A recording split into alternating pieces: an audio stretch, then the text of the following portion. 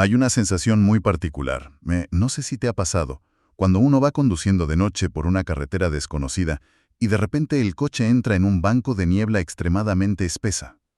Uf, sí, la visibilidad se reduce a cero en cuestión de segundos. Es agobiante. Exacto. Es que en un instante no ves nada. Y el instinto más primario, el más animal que tenemos, es pisar el freno de golpe, tensar todos los músculos y dejar que el pánico tome el control del volante. En ese momento, uno ya no ve el camino, solo ve la amenaza de lo que podría estar oculto en la oscuridad. Claro, el cerebro se pone en modo supervivencia total. Tal cual. Y bueno, quería arrancar nuestra exploración de hoy precisamente con esa imagen. Porque ese pánico ciego, esa parálisis de la niebla, es exactamente el estado en el que solemos vivir constantemente frente al futuro. Bienvenidos a esta inmersión profunda. Hoy analizamos unos apuntes muy reveladores titulados Natis Bell, episodio 2. Y a ver, nuestra intención hoy no es hacer una disección fría o académica de este texto, para nada. No, no, en absoluto. Lo que buscamos es ofrecer un espacio de pausa, un refugio tranquilo para quienes nos escuchan, para comprender y desarmar esa niebla paralizante que es la incertidumbre. Y fíjate que la metáfora de la niebla que comentabas capta la parálisis de una manera milimétrica, la verdad. Porque los apuntes de hoy arrancan con un diagnóstico que, honestamente, a mí me parece tan certero como doloroso. Define el miedo como la pandemia silenciosa de nuestro siglo. Madre mía, la pandemia silenciosa. Es una forma muy cruda de verlo, pero muy real. Totalmente. Pero lo que rompe los esquemas aquí es el enfoque, ¿eh? La autora del documento no aborda el miedo desde la típica perspectiva clínica, no sé, como una simple respuesta neurológica o una emoción pasajera que alguien pueda gestionar simplemente con un par de técnicas de respiración. Ya, no es un manual de autoayuda rápido. Exacto, lo eleva a una categoría mucho más profunda. Lo trata como un estado espiritual persistente, es decir, una condición del alma que tiene una agenda propia. Y esa agenda es robarnos el propósito. Nos plantea básicamente que el miedo no es la simple ausencia de calma, sino que es una fuerza activa y muy destructiva. A ver, y aquí es donde, leyendo los apuntes, me encontré con algo que me hizo volar la cabeza por completo. Hay una afirmación en el texto que dice, literal, que el miedo, en su esencia más cruda, es en realidad fe en el plan del enemigo. ¡Ostras! Es que es fuertísimo cuando lo piensas así. Es que claro, detengámonos ahí un segundo. Nos pasamos la vida diciendo, ay, es que me falta fe, es que no tengo fe, cuando estamos aterrorizados por lo que va a pasar en el futuro. Pero la autora nos frena y nos dice, no, perdona, no te falta fe. Tienes muchísima fe, pero la estás invirtiendo en la dirección completamente equivocada. Claro, estás creyendo con una devoción absoluta, casi religiosa, que lo peor va a suceder. Exactamente, le estás poniendo toda tu energía a la catástrofe. Y es un cambio de paradigma brutal. Como dices, toda la energía mental está puesta en la convicción de que el desastre es inminente. Y para bajar esto a la realidad, al día a día de quienes sintonizan, el texto lanza una pregunta que actúa casi como un espejo implacable. A ver, cuéntame. Pregunta lo siguiente: ¿qué haríamos hoy mismo? ¿Qué decisiones concretas tomaríamos en este preciso instante si tuviéramos la certeza absoluta e inquebrantable de que Dios no nos va a soltar la mano? Uf, claro. Es que la respuesta a esa pregunta revela de inmediato la cantidad tremenda de territorio mental que le hemos regalado al miedo. Tal cual. Porque si uno tiene esa certeza absoluta de respaldo, no vive a la defensiva, no está esperando el golpe constantemente. Y eso conecta de lleno con un concepto que me ha parecido brillante en la lectura, que es el de convertirnos en administrativos de la escasez. Sí, ese término es buenísimo. Administrativos de la escasez. Porque cuando no hay certeza, intentamos combatir la incertidumbre del futuro usando pura lógica matemática. En lugar de vivir desde la abundancia y la confianza, nos volvemos unos gestores del pánico. Es como alguien que tiene la despensa llena en casa, pero vive tan aterrorizado de que venga una crisis mundial que solo se dedica a contar y recontar las latas de atún todos los días, gestionando migajas por puro terror a perderlas. Exacto. Y esa mentalidad de escasez es el resultado directo de intentar aplicar la lógica humana cuando estamos en medio de una tormenta vital. Para ilustrar cómo opera nuestra mente en esas situaciones, las fuentes mencionan la famosa historia de Pedro en la barca, del Evangelio de Mateo. Así, cuando hay una tormenta terrible en el mar de Galilea, ¿no? Esa misma. Hay una tormenta espantosa. Jesús camina sobre el agua y Pedro le pide ir hacia él. Y solemos quedarnos con lo básico del relato, el milagro en sí. Pero hay un matiz fascinante en el que el documento hace hincapié. Jesús no calmó la tormenta antes de que Pedro bajara de la barca. Ostras, claro. ¿Solemos asumir que todo se calmó y luego él salió? No, no, para nada. El viento seguía aullando con fuerza, las olas seguían amenazando con volcar la embarcación. O sea, Pedro tuvo que dar el primer paso y sacar el pie de la barca mientras el caos seguía absolutamente desatado a su alrededor. Espera un momento, porque aquí me cuesta un poco ver esto claro desde una perspectiva puramente práctica para la vida moderna. A ver, dime. Porque si lo pensamos fríamente, exigir garantías antes de dar un paso importante no es ser mezquino ni falta de fe, es instinto de supervivencia básico. O sea, si alguien que nos escucha está a punto de perder su casa o su pequeño negocio, la lógica te grita que pidas avales, que pidas pruebas antes de arriesgarte. Claro, es lo normal. Entonces, ¿dónde está la línea entre tener fe de verdad y ser un insensato que simplemente salta de una barca en medio de un huracán sin salvavidas? Pues mira, es una objeción totalmente válida. Y yo diría que es justo el núcleo de todo este problema. La lógica humana funciona como un contrato comercial. Pide avales por adelantado, exige ver el saldo en el banco antes de hacer la inversión, necesita que el mar sea literalmente una balsa de aceite antes de animarse a navegar. Exacto. Queremos el riesgo cero. Eso es. Y eso está muy bien para los negocios, por supuesto, pero la fe opera en un plano completamente distinto.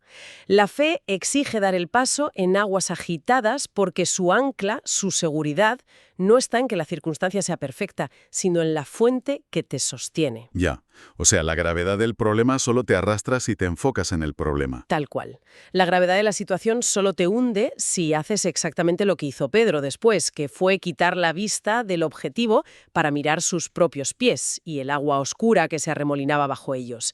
Ahí es cuando te hundes. Vale. Entiendo perfectamente la metáfora visual.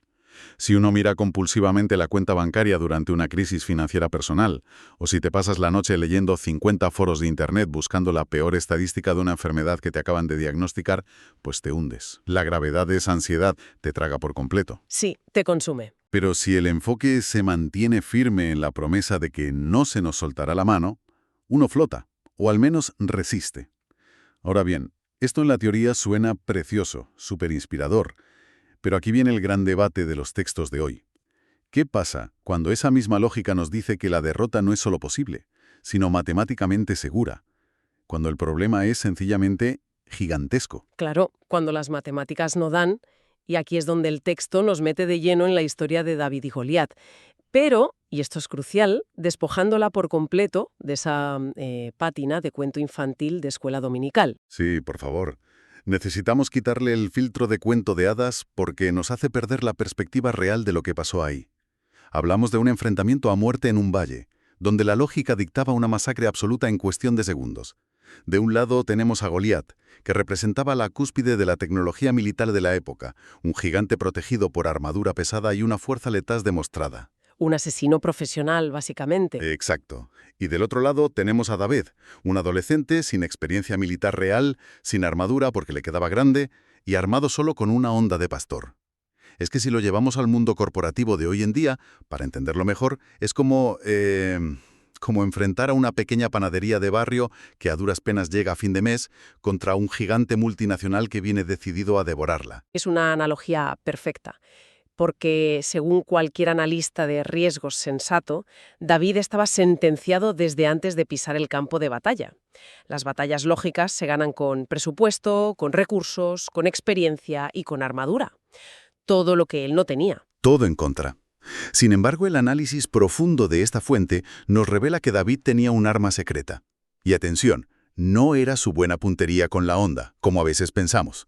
Su verdadera arma secreta era la memoria espiritual. Y me atrevería a decir que esa es la clave de bóveda de todo el documento de hoy. David no dependió de técnicas de guerra ni de estrategias novedosas. Dependió del recuerdo súper nítido, documentado en su propia vida, de que Dios ya lo había librado de las garras del oso y del león cuando estaba solo cuidando ovejas. Claro, no fue un salto de fe a ciegas. Para nada. Su fe no era un salto al vacío irracional y loco. Era una respuesta lógica, su propia lógica, a un historial previo de fidelidad. Sabía quién le respaldaba porque ya lo había vivido. Y esto, fíjate que plantea una paradoja tremenda para nosotros hoy. A ver. ¿Por qué el ser humano pierde la memoria de los milagros o de las ayudas recibidas en el segundo exacto en que aparece un problema nuevo? Es que es alucinante. Superamos una crisis económica brutal hace 5 años o sanamos de algo grave hace 10, pero hoy, ante una nueva amenaza, en la oficina o en la salud, sufrimos de una amnesia espiritual crónica. Ostras, es verdad. Nos comportamos como si jamás nunca hubiéramos sido rescatados en el pasado. Es una zancadilla constante que nos pone la mente. Borramos el historial de victorias. Exacto. Vaciamos la papelera de recuerdos buenos y solo dejamos los malos. Tal cual. Pero volviendo al valle donde están David y Goliat a punto de enfrentarse, hay un detalle más en los apuntes que me ha parecido fascinante. David baja al arroyo y elige 5 piedras lisas. Y la autora hace un ejercicio de simbolismo aquí que me parece muy profundo, redefiniendo estas piedras no como rocas físicas, sino como 5 pilares de la fe. Las 5 armas tácticas, sí. Las nombra como la oración, la palabra, la alabanza, la comunidad y la obediencia. Y a ver, aquí tengo que volver a hacer de abogado del diablo, perdóname. Adelante, adelante, me parece bien. A simple vista, si alguien que nos escucha tiene una deuda que le asfixia y no le deja dormir, que le digan que su arma para vencer es lanzar la piedra de la alabanza o de la comunidad, pues puede sonar a consuelo psicológico barato, ¿no? Como a palabras bonitas y ya está. ¿Cómo operan realmente estas piedras como armas tácticas reales? ¿Cuál es el mecanismo detrás? Es una pregunta excelente, de verdad, porque si no entendemos el cómo funcionan en la práctica, se quedan en eso, en palabras de póster motivacional. Y no lo son. No son actividades pasivas. Tomemos la piedra de la alabanza, por ejemplo. Cuando uno está abrumado por una deuda enorme, el cerebro entra en lo que los psicólogos llaman visión de túnel. Que solo ves el problema de frente y nada más. Eso es, solo ves al gigante y te parece que tapa el sol. Pues la alabanza o el agradecimiento profundo rompe ese circuito neurológico del pánico. Obliga literalmente a la mente a enfocarse en la grandeza de Dios o en lo bueno que te rodea, lo cual, por puro contraste, encoge el tamaño percibido del problema. No es que ignores la deuda, no es evadir la realidad, es ponerla en su justa proporción. Entiendo. O sea, recalibra tu perspectiva para que el problema no te aplaste antes de empezar a luchar. Vale. ¿Y qué pasa con la piedra de la comunidad? Porque esa también me llama la atención. Esa es vital. Piensa que el miedo prospera y engorda en el aislamiento. Cuando uno se aísla por vergüenza, ya sea por un fracaso matrimonial, una quiebra de una empresa, un despido, la voz del enemigo, esa voz de la lógica pesimista, resuena muchísimo más fuerte en una habitación vacía. Claro. Hace eco en tu propia careza. Exactamente. Entonces, la comunidad actúa como un escudo táctico. Rompe el eco de la mentira porque otros se encargan de recordarte la verdad que tú, por la amnesia del estrés, has olvidado temporalmente. Y por último, la piedra de la obediencia es el mecanismo que vence la parálisis física de la niebla que hablábamos al principio. Porque el miedo te pide inmovilidad. Tal cual. Te dice, quédate quieto, no hagas ruido, escóndete y sobrevive. Pero la obediencia requiere acción. Dar un paso aunque te tiemblen las piernas. Al usar estas piedras metafóricas con intención, sabiendo exactamente cómo funcionan a nivel mental y espiritual, se desarma por completo la arquitectura misma del miedo. Vale, visto así me convence totalmente. Son herramientas activas, no pasivas. Comprendo que la memoria espiritual de David y estas tácticas son vitales. Pero siendo realistas y bajando esto al siglo XXI, vivimos en un mundo hiperconectado, donde el teléfono móvil nos bombardea cada 5 minutos con alertas, desgracias, guerras, crisis y ruido constante. Olvidar nuestras victorias es casi un acto automático de supervivencia digital. Es que el entorno no ayuda nada, desde luego. Entonces, ¿cómo evitamos esa amnesia? ¿Cómo cultivamos esa disciplina hoy en día, entre el tráfico y las notificaciones? Y aquí es donde la autora de estos apuntes nos sorprende muchísimo bajando de la nube teórica y dándonos una metodología súper pragmática. Entramos de lleno en lo que ella llama la fe administrativa. Es que este concepto a mí me parece rompedor. Sugiere que la fe no puede vivir únicamente de arrebatos emocionales un domingo por la mañana o cuando te dan una buena noticia. Necesita estructura, necesita gestión diaria.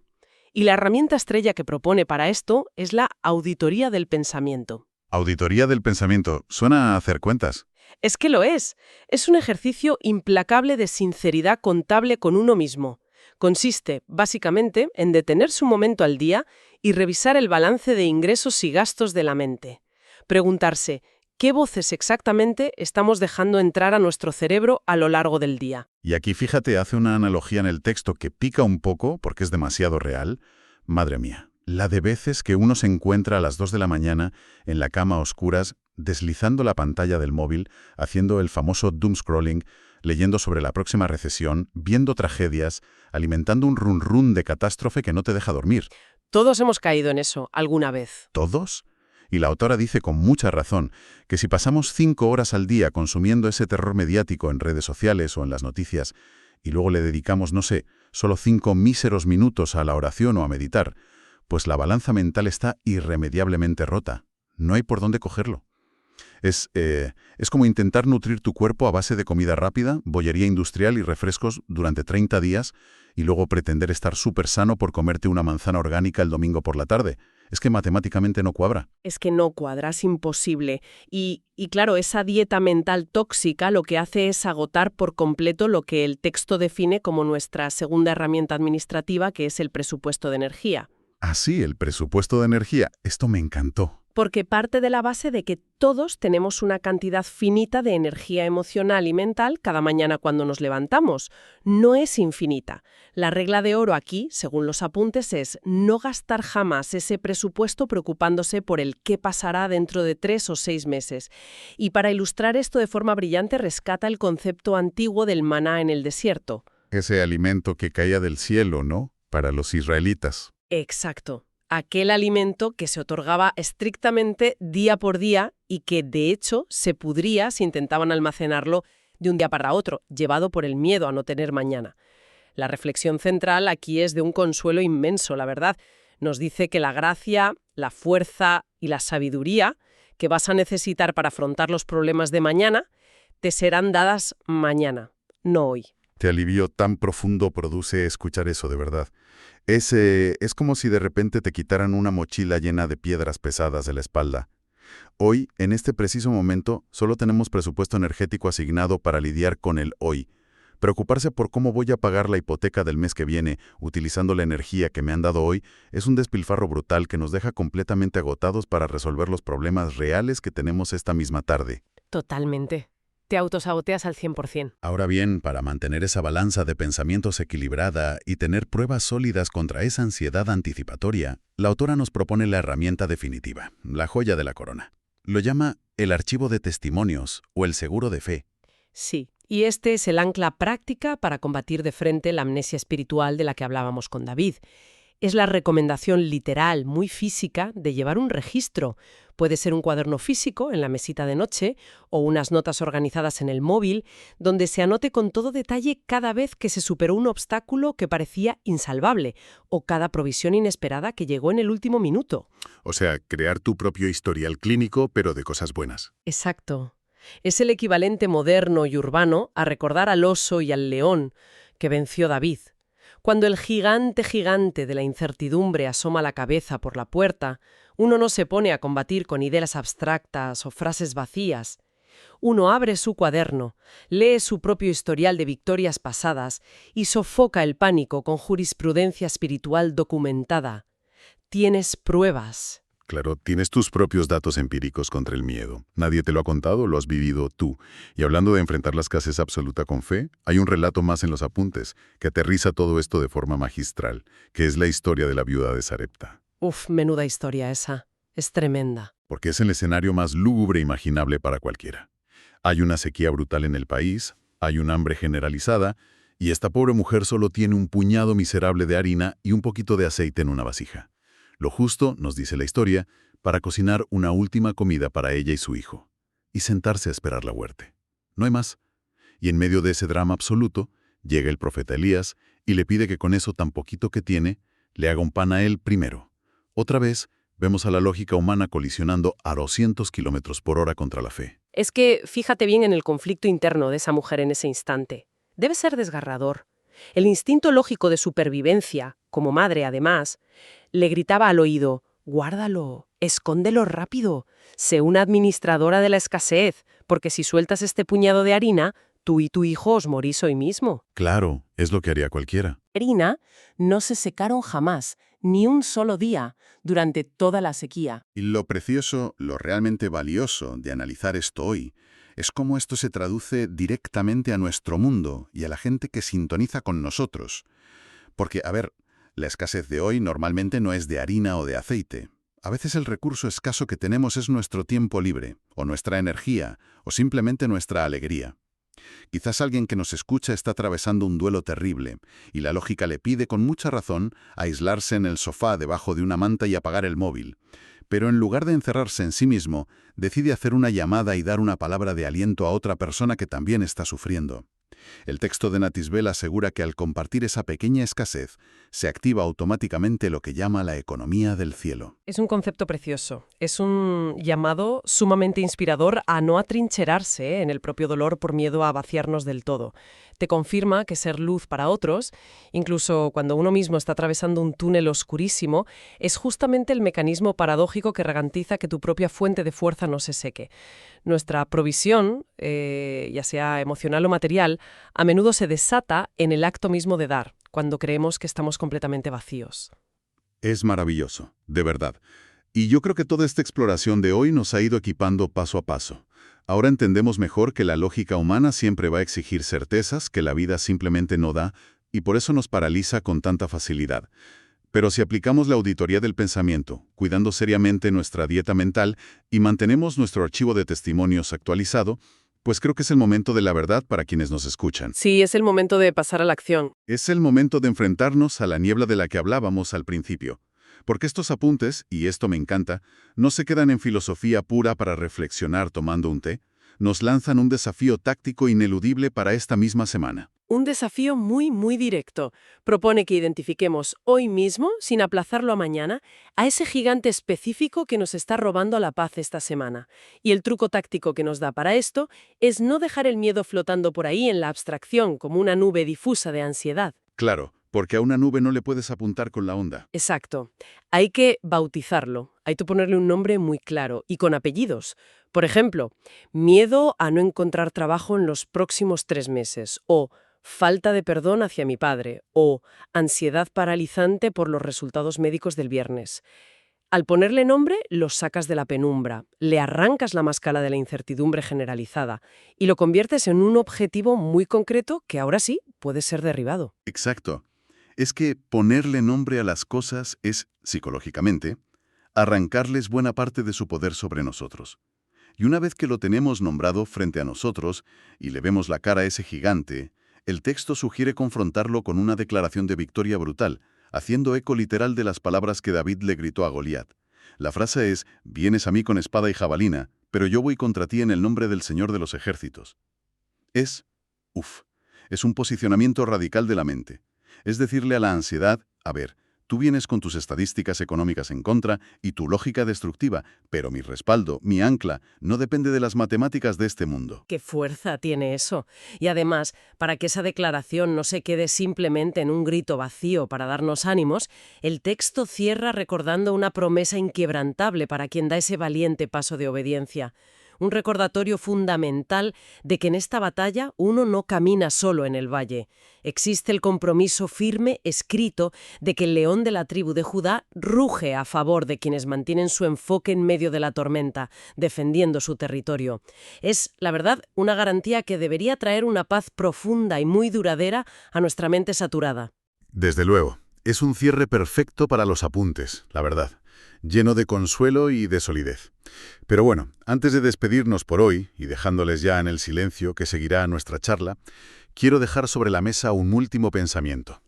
Una idea un poco provocativa que se me ocurrió releyendo las fuentes, para que la procesen con calma estos días. Al principio de todo, establecimos que el miedo es, esencialmente, tener fe en el plan del enemigo. Si eso es cierto, y hemos visto hoy que la fe genuina siempre requiere acción continua y enfoque, cabe preguntarse algo importante. Nuestras ansiedades diarias, ese run silencioso pero constante de preocupación al que le dedicamos tantas horas en el sofá, ¿son en realidad formas de oración invertida? Es posible que sin darnos cuenta le estemos rindiendo nuestra mayor concentración, nuestra devoción más íntima, precisamente a los desastres que deseamos evitar, alimentando al gigante en lugar de lanzarle las piedras de la fe. Ahí dejamos la reflexión. Para que cada cual, frente a su propia niebla, decida a dónde va a dirigir su mirada a partir de hoy.